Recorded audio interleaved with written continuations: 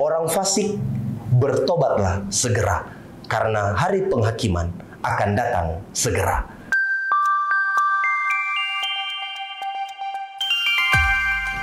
Saudara-saudara yang dikasihi dan diberkati Tuhan, saat ini kita akan bersama-sama membaca serta merenungkan firman Tuhan. Sebelum itu, mari kita berdoa. Bapa di sorga, ajar kami untuk senantiasa mau hidup mencari tahu apa yang Tuhan kehendaki, sehingga hidup kami ini berjalan sesuai dengan kebenaran firman Tuhan. Kami hidup menjadi orang yang sudah dibenarkan di dalam Yesus Kristus, dan kami menjauh dari kehidupan fasik, kehidupan jahat. Ini kami yang datang kepadamu Bapa, dalam nama Tuhan Yesus. Amin.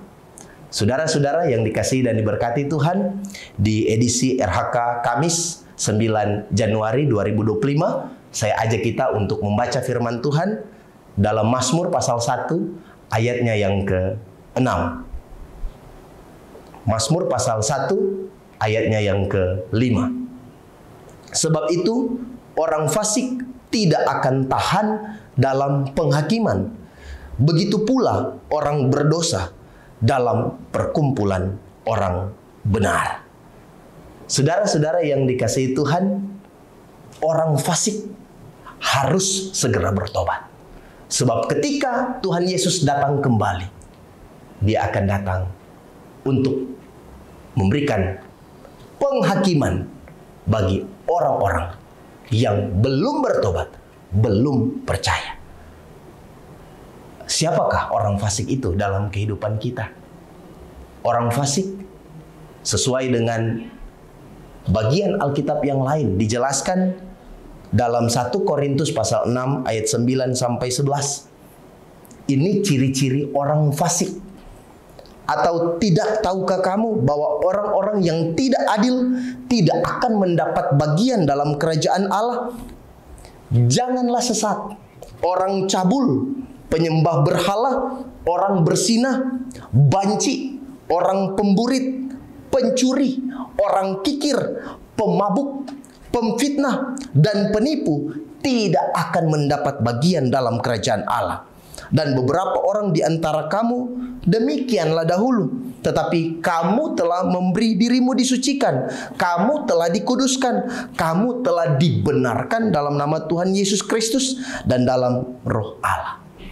Orang fasik adalah orang yang masih hidup di dalam kedagingan. Orang fasik adalah orang yang tidak percaya kepada Tuhan Yesus. Orang fasik adalah orang yang masih hidup di dalam hawa nafsu dan jauh dari apa yang dikehendaki oleh Allah. Olehnya, saudara-saudara, hari penghakiman segera datang. Marilah kita hidup di dalam pertobatan, karena orang berdosa tidak akan tahan dalam perkumpulan orang benar. Dan ingat, bagian Alkitab yang lain 1 Petrus 4 ayat 17 sampai 19 memberikan suasana tentang bagaimana hari penghakiman itu akan tiba. Karena sekarang telah tiba saatnya penghakiman dimulai, dan pada rumah Allah sendiri yang harus pertama-tama dihakimi. Dan jika penghakiman itu dimulai pada kita, bagaimanakah kesudahannya dengan mereka yang tidak percaya pada Injil Allah? Dan jika orang benar hampir-hampir tidak diselamatkan, apakah yang akan terjadi dengan orang fasik dan orang berdosa? Karena itu baiklah juga mereka yang harus menderita karena kehendak Allah menyerahkan jiwanya dengan selalu berbuat baik kepada Pencipta yang setia. Tuhan Yesus memberkati kita semua. Amin. Mari kita berdoa. Ajar kami Tuhan untuk tidak hidup di jalan orang fasik, untuk tidak hidup di jalan orang berdosa.